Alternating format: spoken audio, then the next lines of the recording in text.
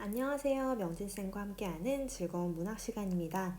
이번 시간에는 우리가 나시조, 한수마세 한수마라는 사설시조에 대해서 함께 분석해 보려고 합니다.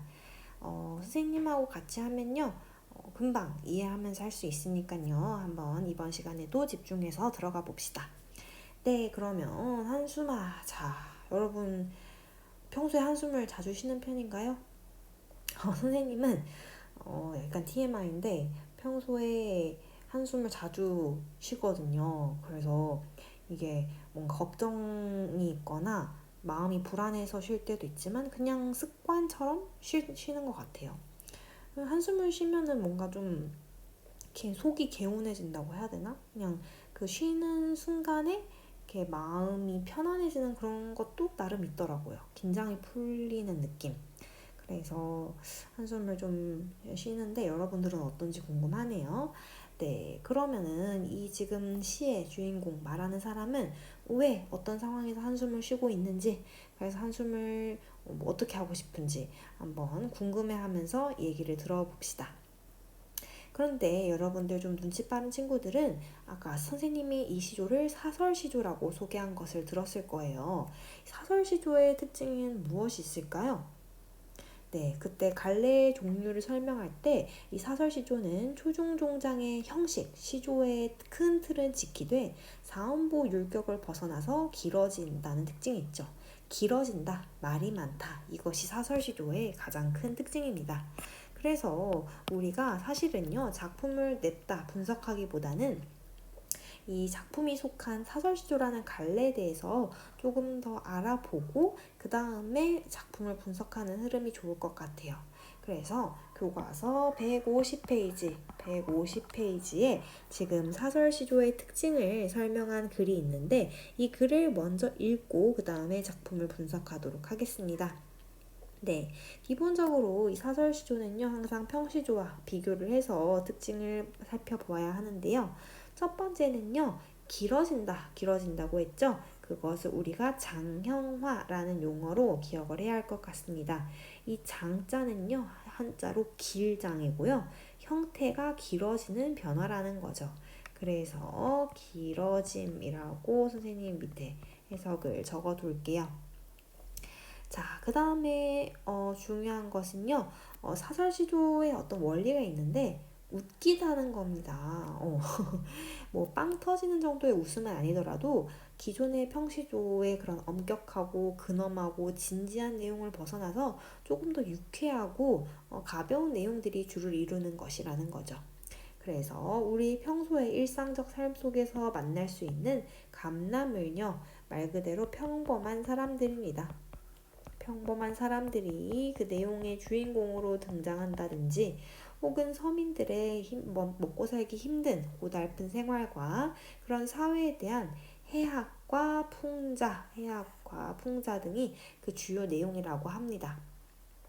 이번 시간에 우리가 한수마라는 작품에서는요, 해학이 포함이 되어 있는데 여러분들은 좀 더 자세하게 이 두 개념을 구분해서 알아둘 필요가 있습니다. 이 해학이라는 것은요, 어떤 대상에 대한 웃음은 웃음인데 좀 동정, 불쌍히 여기는 연민의 웃음일 듯합니다. 웃프다라고 하죠. 네, 웃기면서 뭔가 그 안에 짠한 느낌이 있는 거. 그 다음에 풍자는요, 이것도 마찬가지로 웃기는 건데요. 부정적인 대상을, 나쁜 점을 갖고 있는 대상을 우스꽝스럽게 표현해서 웃긴데 사실은 그 안에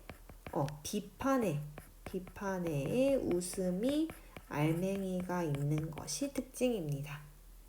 그래서 이 풍자는 이번 시간에는 크게 관련 없지만 해학은요, 여러분들이 꼭 이해를 하고 넘어가길 바랍니다. 네, 그것이 사설시조의 원리라는 거고요. 마지막으로는요, 이 사설시조에는 어렵고 복잡한 한자어 안 나오고요. 우리가 일상에서 충분히 쓰는 쉬운 단어들, 그리고 또 사소하고 잡다한 사물들이 크게 등장을 합니다. 이런 요소들이 등장을 하면요, 살아 숨쉬는 듯한 굉장히 생생한 느낌, 생동감이 높아지고요. 때로는 경쾌한 익살과 재담의 효과, 익살은요, 말 그대로 이제 웃음, 웃기다는 거고요. 재담은요, 재미, 웃음과 재미의 효과를 일으키기도 한다는 겁니다. 특히 중요한 점은 이런 물건, 사물을 숨가쁘게 나열하는 표현이 있다는 건데, 이 표현법의 이름은 이따가 작품 분석할 때 나올 테니까 여러분들 집중 계속 해주세요.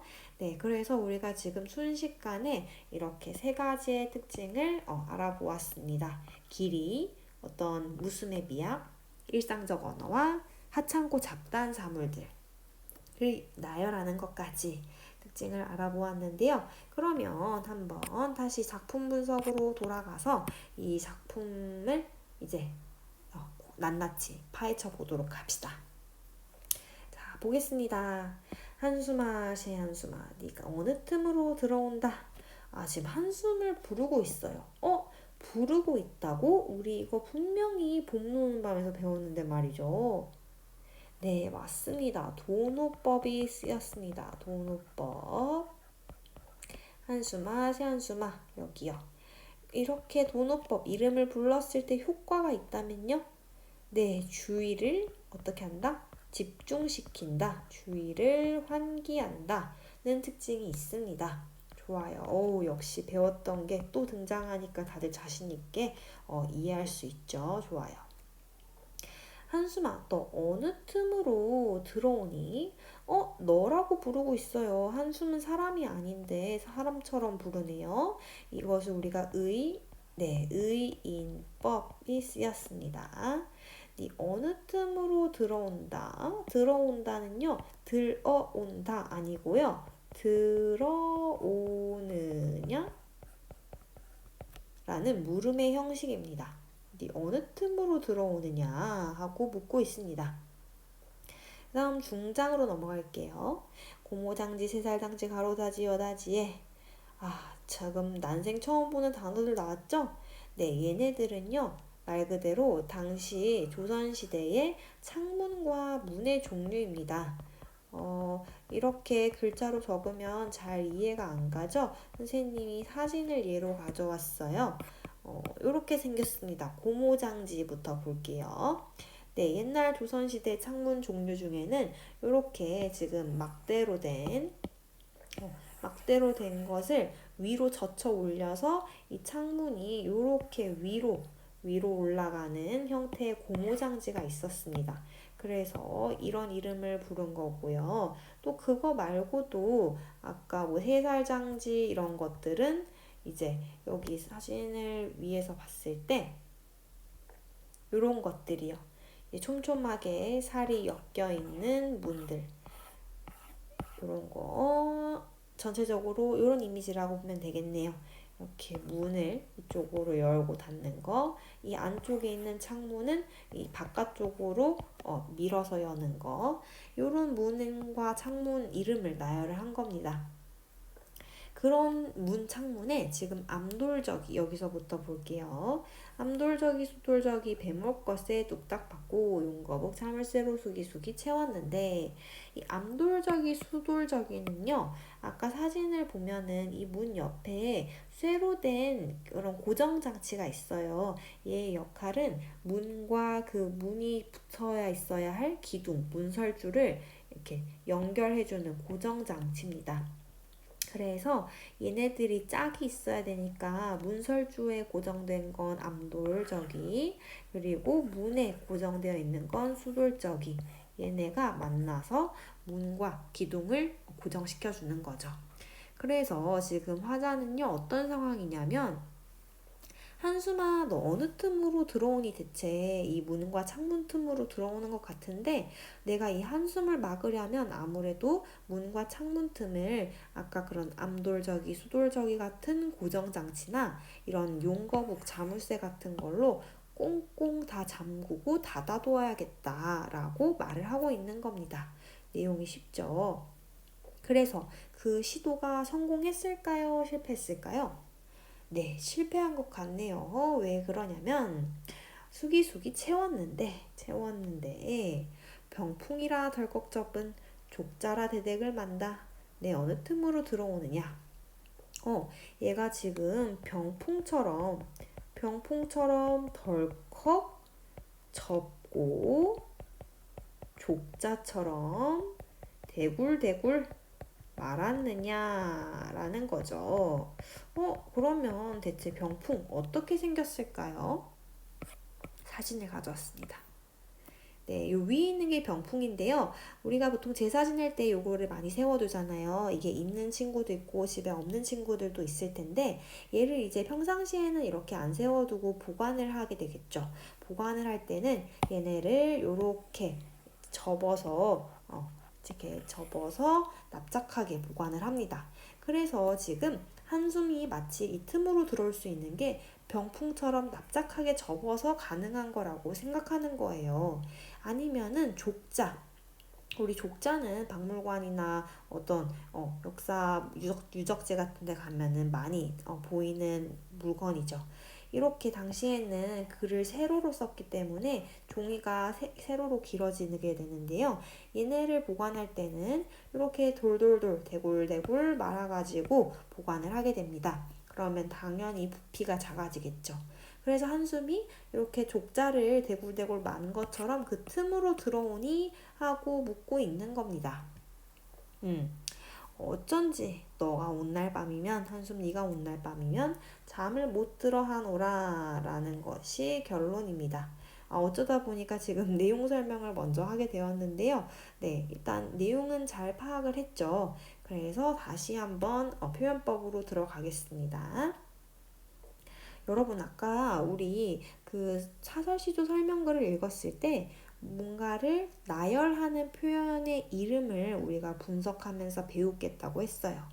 네, 그 나열하는 표현법의 이름은요, 바로 열거법입니다. 열거한다. 말 그대로 줄지어 세워서 나열한다는 뜻인데요. 지금 고모장지, 시살장지, 가로다지, 여다지에 암돌저기, 수돌저기, 배목걸쇠 같은 물건의 이름을 줄줄줄 나열하고 있어서 열거법이 쓰였습니다.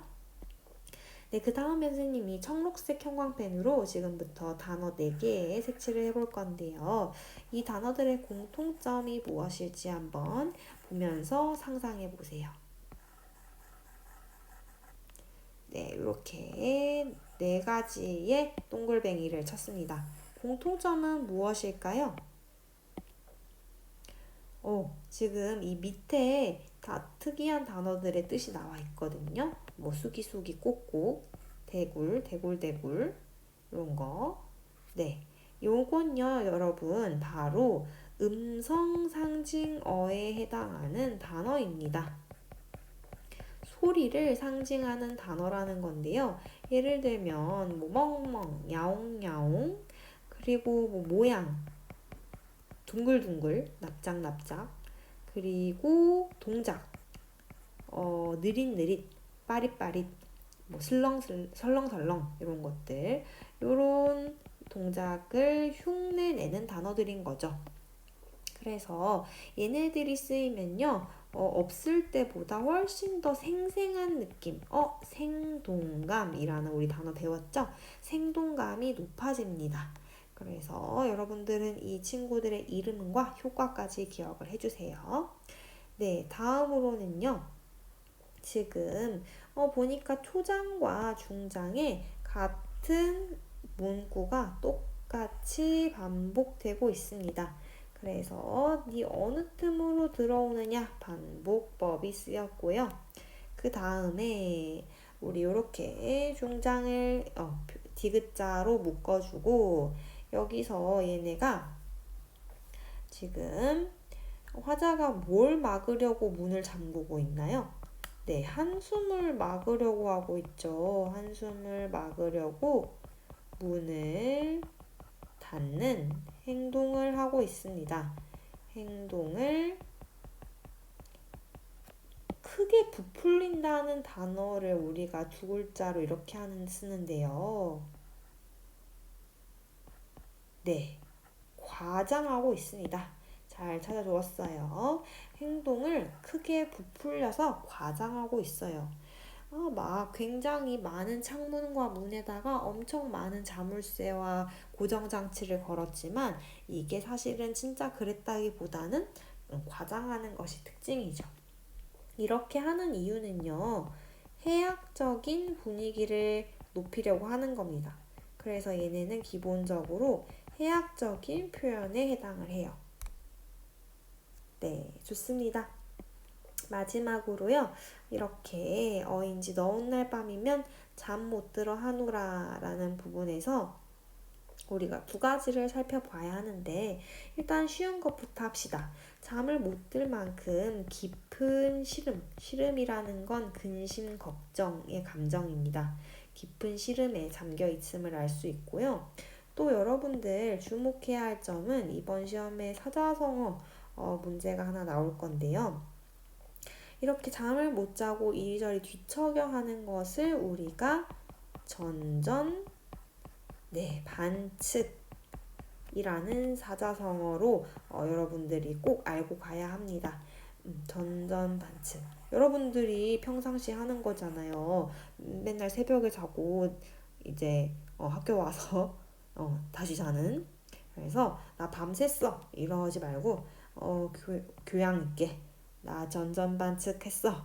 전전반측 해서 오늘 지금 피곤해. 이런 식으로 친구들한테 얘기해 보는 것도 좋을 것 같아요. 네, 그래서 지금 이렇게 필기를 했고요. 선생님이 보니까 이 갈래의 특징을 함께 공부를 했으니 여기 위에다가 그 내용을 간단하게 정리를 하면 좋을 것 같아요. 세 가지만 적어 보겠습니다. 자, 갈래, 그리고 성격, 마지막으로 문학작품에서 제일 중요한 주제가 있습니다. 갈래는 무슨 시조였죠? 네, 사설 시조였고요. 성격은요, 유쾌하고 가벼우면서도 그런 내용이기 때문에 해학적인 성격이 강하고요. 주제는요, 이렇게 한숨이 나온다는 건 어쨌거나 근심 걱정이 있다는 거니까요. 삶의 시름이 담겨 있구나라는 걸 알 수 있습니다. 네, 그래서 이렇게 필기를 했고요. 여러분들이 특히 알고 갔으면 좋겠는 거는 전부 다네요. 네, 열거법도 중요하고요. 음성상징어, 도노법도 사실 배운 거지만 이런 식으로 또 나오는 거 보니까 방심하면 안 되겠죠. 네, 그래서 이렇게 필기를 했다면 여러분들 아주 집중을 잘 한 겁니다. 그래서 이런 분석한 내용을 토대로 학습 활동은요, 4번만 하도록 하겠습니다. 그만큼 의미 있는 문제니까요, 여러분들하고 같이 볼게요. 네, 기본적으로요, 우리가 이 두 가지 시조를 배운 것은 비교해 보라는 것이 큽니다. 그래서 평시조와 사설시조를 구분을 해볼 건데요. 여러분, 우리 가시조의 제목이 뭐였죠? 네, 바로 고인도 달 못 보고였고, 이 시조는 평시조이기도 하지만 연시조라고 선생님 적을게요. 연시조에 속한 작품이었습니다. 나시조는 어느 갈래였죠? 네, 사설시조였습니다. 그래서 이렇게 딱 봤을 때 사실은 여러분들이 이미 그 차이를 알고 있어요. 어디가 더 길죠? 네, 나가 더 깁니다. 초장, 중장, 종장 중에요. 중장, 종장. 네, 중장이 제일 길었어요. 그래서 우리가 중장이 길어졌는데 그것을 지읒, 히읗, 히읗, 장, 형, 화 네, 맞습니다. 장형화라는 단어로 우리가 이해할 수 있어야 됩니다. 형태가 길어지는 변화. 왜냐면요, 여기 지금 사설시조의 특징에서 사음보 율격의 정제된 구조에서 현저하게 이탈하여 장형화되었다라고 떡하니 알려주고 있기 때문이죠. 그게 사설시조의 특징이라는 거고, 구체적으로는 중장이 엄청나게 뚱뚱해졌다는 겁니다. 네, 그 다음에요. 두 번째는 가와 비교할 때, 고인도 날 못 보고와 비교할 때, 우리 한수마, 세한수마라는 사설시조의 소재와 표현이 갖는 특징을 알아보자는 겁니다. 소재는요, 일종의 미술 시간에는 재료? 뭔가, 물건이 되는 대상? 그런 건데, 자, 우리 쉽게 접근합시다. 한수마, 세한수마에서 물건이 많이 등장한 게 뭐가 있었죠? 네, 맞아요. 창문, 문, 그리고 자물쇠, 잠금장치, 이런 것들의 이름이 쭈루룩 나열이 되어 있었는데, 걔네들은 확실히 고인도 날 못 보고보다 훨씬 우리 일상에서 자주 쓰이는 물건들이에요. 일상적이고, 그리고 이름이 구체적으로 등장합니다. 구체적인 소재의 성격이 있고요. 표현에 있어서는 여러분들은 특히 이 한수맛이 한수맛 쓰인 표현법들을 잘 알아야 돼요. 당장 떠오르는 대로 말해볼까요? 도노법도 있었고요. 네, 열거법도 있고요. 또, 네, 의인법도 있었고요. 반복법, 음성상징어 등등등 많았습니다. 그래서 얘네들을 사실 묶어서 어떤 표현에 속하는지 알아야 되는데요. 바로 히읗, 히읗. 네, 해학적인 표현에 속한다는 것을 특징으로 알 수 있습니다. 좋아요. 이렇게 두 문제 풀어보았고요. 다음으로 네, 다음 페이지 151페이지로 넘어가겠습니다. 이 교과서에서는 지금 한수마와 비슷한 표현이 쓰인 다른 작품을 소개해 주었는데요. 바로 창내고자 창을 내고자 라는 작품입니다. 무슨 내용일까? 어디에 창을 내고 싶은 걸까? 한번 같이 보겠습니다. 네, 시험에 나오니까요. 집중해서 봅시다. 창 내고자 창을 내고자. 아하. 어디에 창을 내는 것 같아요? 네, 가슴에 창을 낸다고 합니다. 지금 그림을 사람이고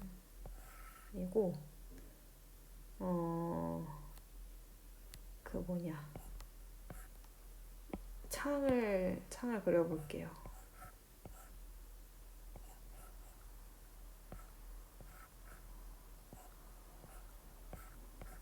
이렇게 창을 연 거야. 네. 왜 가슴에 창을 내고 싶어 하는 걸까요? 기분이 어떻길래? 답답하대요. 아, 지금 마음에 답답하구나. 그래서 우리 공기 왜 이렇게 답답하니? 환기 좀 시키게 창문 좀 열자 하기도 하잖아요. 그래서 이 사람도 자기 가슴에 이런 창을 만들어서 열면은 그 마음속 답답한 감정들이 다 빠져나가서 환기가 될 것 같은 거야. 그래서 지금 내 가슴에 창을 내고자 하는 겁니다. 그런 상황에서 우리가 여러분들은 이미 눈치챘을 거예요. 지금 이 작품에 뭔가 익숙한 단어들 몇 개가 보이지 않나요? 네, 공모장지, 세살장지, 열장지, 암돌저기, 수돌걸지, 배목걸세. 와, 거의 비슷한 단어들이 계속 나열이 되고 있어요. 나열? 우리 이거 무슨 표현법이었죠? 네, 열거법이 쓰였습니다. 그리고 초장, 중장, 종장 어디가 길어졌다? 네, 중장이 길어졌다. 우리는 이걸 길어짐이라고 쓰는 것이 아니라 네, 장형화라는 용어로 기억을 해야 합니다. 그래서 뭔가 새로운 작품이어도 사실은 사설시조의 큰 특징을 안다면 바로 적용 가능하다는 것이 장점이죠. 여러분들의 능력입니다. 그래서 지금 사는 게 너무 답답해서 창을 열어 가슴에 만들어서라도 이거를 해소해 보고 싶어. 극복하려는, 벗어나려는 시도를 하고 있는 거죠.